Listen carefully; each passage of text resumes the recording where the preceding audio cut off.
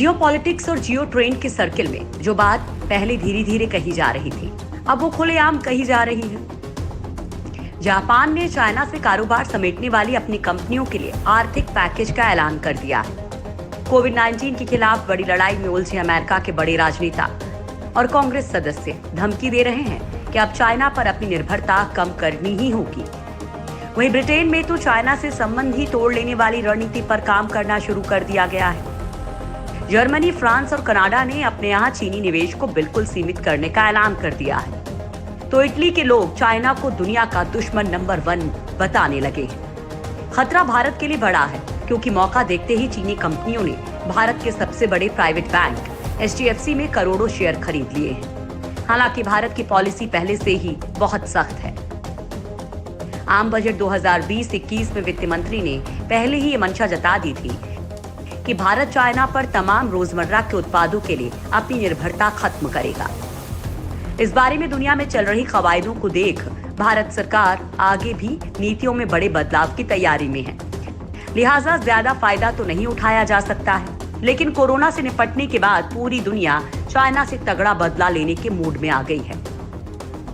लिहाजा फायदे के लिए विन विन सिचुएशन बनने वाली है। लिहाजा दोस्तों, वीडियो पूरा देखिए, क्योंकि हम बताने वाले हैं कि कोरोना के बाद शुरू होने वाले महासंग्राम में भारत सबसे बड़ी जीत गेन कर सकता है। चाइना को अलग थलग करने में जुटा ब्रिटेन। सबसे पहले बात करते हैं ब्रिटेन की।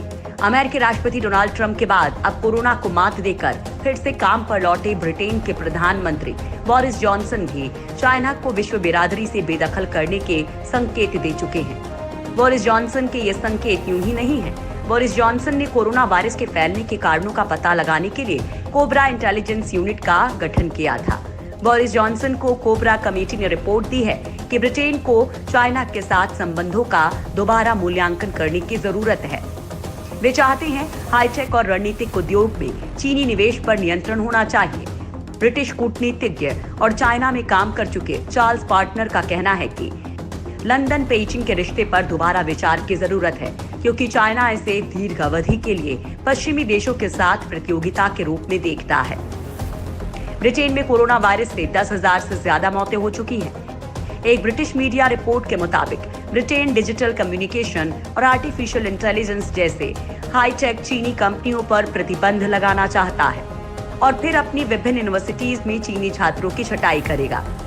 कोबरा कमेटी ब्रिटेन के ग्रुप ऑफ मिनिस्टर को बताया है कि चाइना ने अपने यहाँ कोरोना के केस और मौत की संख्या कम कर बताई है और व्हाइट हाउस में भी अमेरिकी खुफिया एजेंसी CIA ने कुछ ऐसा ही बोला था। खुफिया एजेंसियां इस बात पर जोर दे रही हैं कि चीनी गतिविधियों पर कुछ महीने तक नजर रखी जाए। ब्रिटेन के MI5 के नए डायरेक्टर जनरल केन मैकुलम महीने के अंत में पदभार ग्रहण करेंगे और वो इस वादे के साथ लाए जा रहे हैं कि संगठन अब चाइना पर विशेष नजर रखेगा। ब्रिटेन की गृह मंत्री प्रीति पटेल, रक्षा मंत्री बेन वॉलिस, संसद में लीडर ऑफ हाउस जैकब रीस-मॉग भी चाइना को संदेह की नजर से देखते हैं। हालांकि डेविड कैमरन और जॉर्ज ऑसबोर्न की सरकारों में चीनी निवेश को महत्वपूर्ण बताया गया था। ये निवेश न्यूक्लियर पावर और टेलीकॉम क्षेत्र में हो रहे थे। हालांकि जब टरीजा ने पदभार ग्रहण किया तो उन्होंने चीनी जनरल न्यूक्लियर पावर ग्रुप के इन्वेस्टमेंट की समीक्षा के आदेश दिए थे, लेकिन बाद में इसे मंजूरी दे दी गई।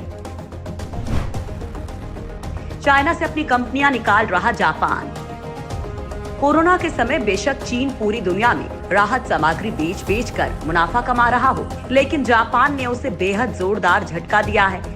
जापान ने अपने देश की सभी कंपनियों से कहा है कि वे तुरंत अपनी फैक्ट्रियों को चाइना से निकालकर जापान और अन्य देशों में शिफ्ट करने पर काम शुरू कर दे। जापान ने इसके लिए अपनी कंपनियों को लगभग $2.2 अरब की आर्थिक सहायता प्रदान करने का भी प्रस्ताव रखा है। जापान अभी चाहता है कि चाइना में महामारी के कारण जापान में किसी प्रकार की किल्लत ना हो और इसके अलावा और भी कई कारणों की वजह से कई जापानी कंपनियां भी तुरंत चाइना से बाहर जाना चाहती हैं। जापान ने उन सभी कंपनियों को आर्थिक पैकेज देने की बात कही है जो या तो जापान में अपना ऑपरेशन शिफ्ट करना चाहती हैं या फिर चीन से बाहर। चीन में अभी कोरोना के कारण अधिकतर उत्पादन ठप पड़ा है, जिसके कारण जापान में कुछ चीजों की भयंकर कमी हो गई है। अमेरिका में खुलकर हो रही चाइना पर बैन की मांग। कोविड-19 के खिलाफ बड़ी लड़ाई में उलझे अमेरिका के बड़े राजनेता और कांग्रेस सदस्य धमकी दे रहे हैं कि अब चाइना पर अपनी निर्भरता कम करनी ही होगी। वैसे अमेरिका और चाइना के बीच व्यापार युद्ध लंबे वक्त से चल रहा है। हालांकि कुछ वक्त पहले सुलह के संकेत मिल रहे थे, लेकिन अब अमेरिका के वर्चस्व का संकट पैदा हो गया है, क्योंकि कोरोना के संकट से चाइना को व्यापारिक तौर पर बहुत फायदा हुआ है। वहीं अमेरिका समेत पूरी दुनिया के देशों को तगड़ा आर्थिक नुकसान झेलना पड़ा है और ये नुकसान लगातार बढ़ रहा है। ऐसे में अमेरिका कोरोना वायरस को चीनी वायरस बताने के साथ ही खुलकर चीन का विरोध कर रहा है, साथ ही अपनी कंपनियों को चीन से निकालने की तैयारी में जुट गया है। दुनिया में चीन के खिलाफ माहौल।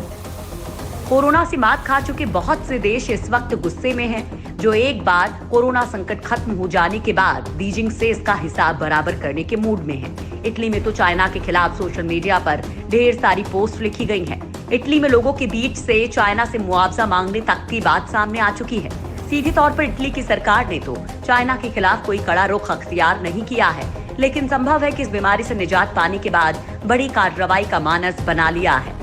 वहीं जर्मनी, फ्रांस समेत कई यूरोपीय देशों और कनाडा, ब्राजील तो पहले ही चाइना से खफा हैं, जो इस बीमारी से हुई मौतों के बाद किसी भी सूरत में चाइना की गलती को माफ करने के मूड में नहीं है। अभी उथल पुथल की स्थिति है, सरकारें लोगों की जिंदगियां बचाने में लगी हुई हैं। लिहाजा संकट से निपटने के बाद संभव है कि दुनिया की कई ताकतवर शक्तियां यानी कि मुल्क चाइना से हिसाब किताब बराबर करेंगे। फायदे की स्थिति में आ सकता है भारत। जापान के पीएम शिंजो आबे ने पीएम मोदी से बात की है, जिसमें कोविड-19 के खिलाफ साझा सहयोग के अलावा इस महामारी के बाद के माहौल में साझा आर्थिक सहयोग के मुद्दों पर भी चर्चा हुई।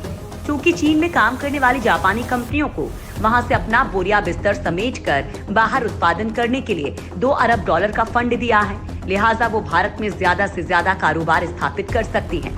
वहीं US India strategic and partnership forum के मुताबिक अमेरिका चीन के बीच ट्रेड वॉर के चरम पर चीन में उत्पादन करने वाली 200 अमेरिकी कंपनियां पिछले साल ही भारत में निवेश की इच्छा जता चुकी हैं। अब कोरोना वायरस की उत्पत्ति के लिए चीन के जिम्मेदार होने से ये कंपनियां भारत में निवेश के लिए और भी जल्दबाजी दिखा सकती हैं।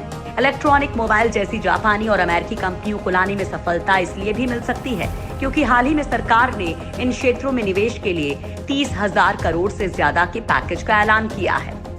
लेकिन ये तभी संभव हो सकता है जब केंद्र और राज्य दोनों ही सरकार एकजुट होकर काम करेगी, क्योंकि सिर्फ केंद्र की तरफ से तत्परता दिखाने से काम नहीं बनने वाला है। वैसे मोदी सरकार निवेश को लेकर ऐसी नीति बना रही है जो केंद्र और राज्य दोनों जगह मान्य होगी। राज्य सरकार की तरफ से केंद्र के फैसले में राजनीतिक या अन्य वजहों से रोड़े नहीं अटकाए जा सकेंगे।